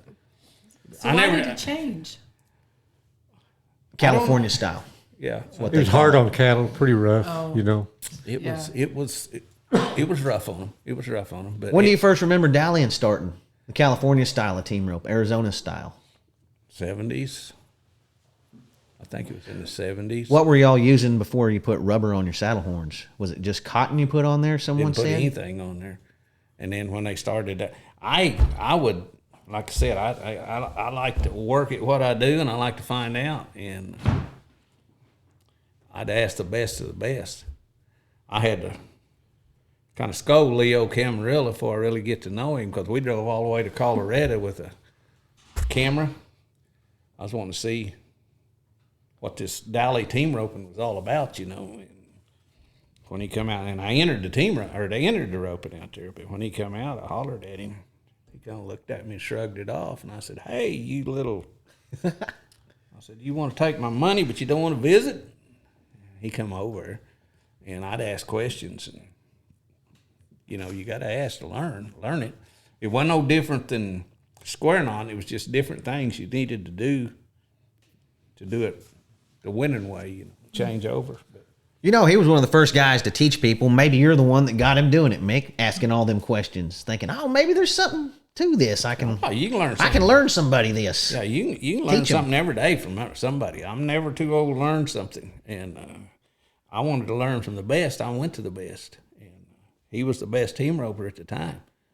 Him and Walt Woodward was just getting started. And HP was Evans. He was a good header. There's several of them guys. I forgot half of them. But anyway, learn from the best, study it, and get to be the best, or do something different. Well, Jimbo, what else you got for him today?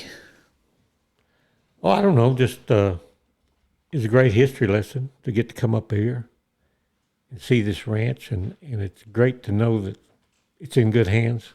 What Laura's got planned, what she's doing with it, and what she's got planned for it. It's good to see it. I love to hear that too. Yeah. I love to hear that. Because And we want to thank Mick for coming up. Yeah. I do. He made a pretty good little drive to come over and visit Well, with us. any- But there are not that many Mondor hands left to talk to. anytime. I don't mind talking about this ranch at all. You'll be back. I'll come back. I sure thought a lot of anytime. Mick all these years. I always thought he was a great roper too. His mama was my favorite. She was a little wildcat. Yeah. His daddy's a good guy, but Right. he don't monkeys her. My mom's meaner than heck. She's only this tall, but she's a scrappy little dude. She's a scrappy little dude, Mick. I'm going to tell you this story now. I'm going to shut up. You guys quit or whatever. No. I'm at a rodeo, Hartshorn, and I always called her Charlotte. What's her real name? Charla. Okay. And she was running barrels down there. My wife, we was all down there at this rodeo. We're sitting there at the end of the bleachers. They're having a grand entry. I never was a grand entry man, but we're sitting there visiting, and that quick, over that fence she went. She grabbed this horse and stopped it, snatched this guy's bridle off, said, "That is my bridle." Come find out somebody had broke in their place and stole a bunch of their tack. And he smounted off something anyway. She just left bridle back over and sat down. And she was mad and saying choice words. And they called the law. And Rocky ain't there. And I'm thinking, well, they called her to come up. So I went up, just walk up there with her so I could call Rocky if I needed to. This guy proceeds to open his mouth again. He lands on his back. Charlotte, she unloaded on him. Boom. Broke his nose. They didn't get her bridle. They was wanting it for evidence. They was wanting it for evidence. She told him, said, "Well, you can't even find the other ones. This is the only one I've got found. And I'm keeping it." She wouldn't give it to me. But anyway, she's a good Charlotte. You tell her I said that. I'll tell her. Yeah, I saw her break my dad's nose one time growing up. She's got a bad little hook on her. I believe that. 100%. Yeah. I believe that. He probably deserved it, maybe. Who knows? Might have had it coming. Yeah. Ain't no telling. Yeah, anytime I can be of any help, just holler. I've enjoyed it fully. Well, Mick, you're one of the great team ropers from around here. If you were making Mount Rushmore of team ropers, 4 names, who would that be? 4 names on the Mount Rushmore team roping, just your Mount Rushmore team roping. Okay. It don't have to be anybody else's. I got you. 4 best, I think. And, Only 4, though. yeah, the number one, Not 4 teams. no, number one, Clay O'Brien. He'd have to go up there. He would have to go up there. Can't keep him off. No. And number 2, his lifestyle's not all that great. Joel Maker.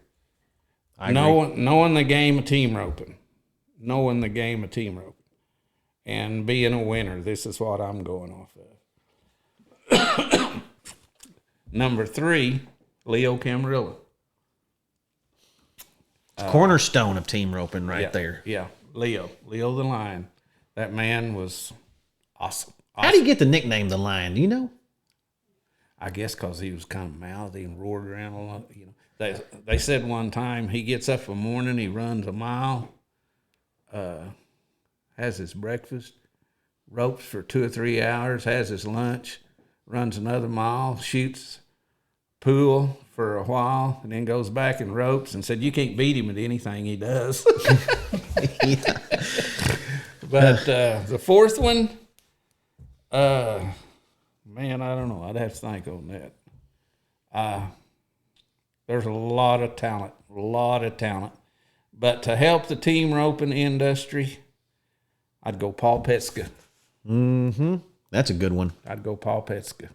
Paul Pesca, that's a... Yeah, he's an elder super hitter in his time. And he's like me. He's got old, but he still competes. But that's the 4 I'd have to go with. If you needed help, That's Corey Pesca, world champions yeah. dad. I used to rope with old Corey when Paul was trying to get him educated enough to get on the road, But Boy, that guy can rope. yes, he Holy moly. Well, that's 4 great names. I'm glad to see old Joel Maker on there. Yeah. I would put him on mine probably. yeah. There's a few of those guys are just if you ever watched them rope, you know what we're talking Oh about. yeah. That's where I'm going from. If you needed an edge, if you needed some little deal that's the 4 people I would ask. One time I was at Prescott, Arizona at the rodeo, and one of the only times I was around Leo very much. And if he liked you, he'd get in the box with you. Yeah.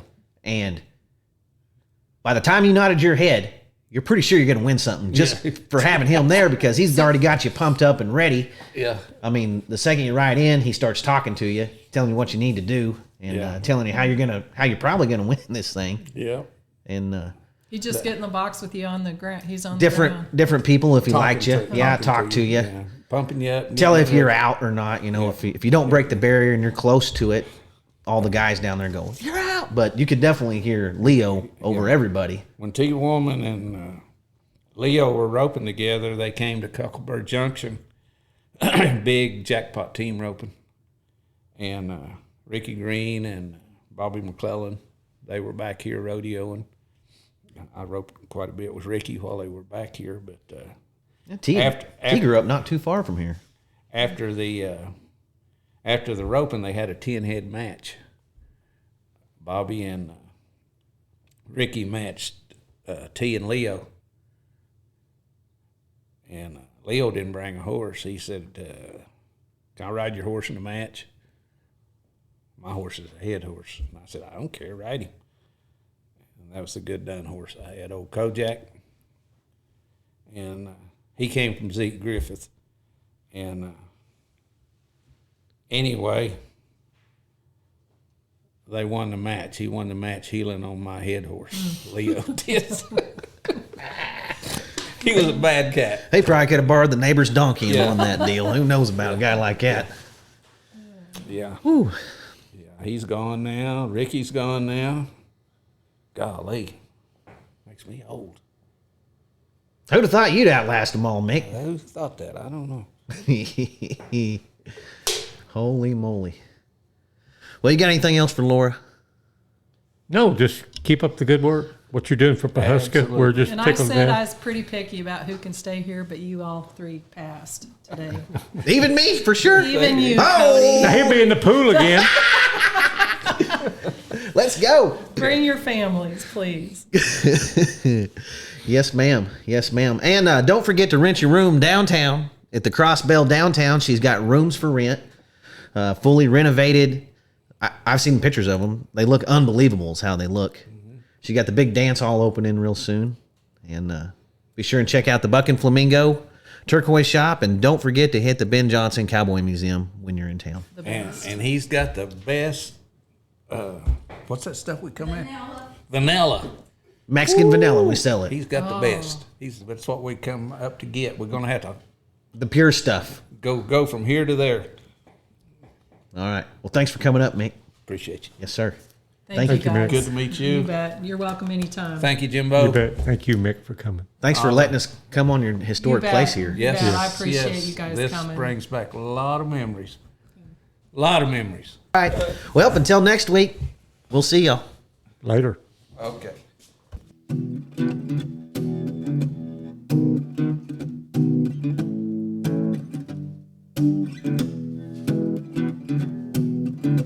Old stories like long lost friends,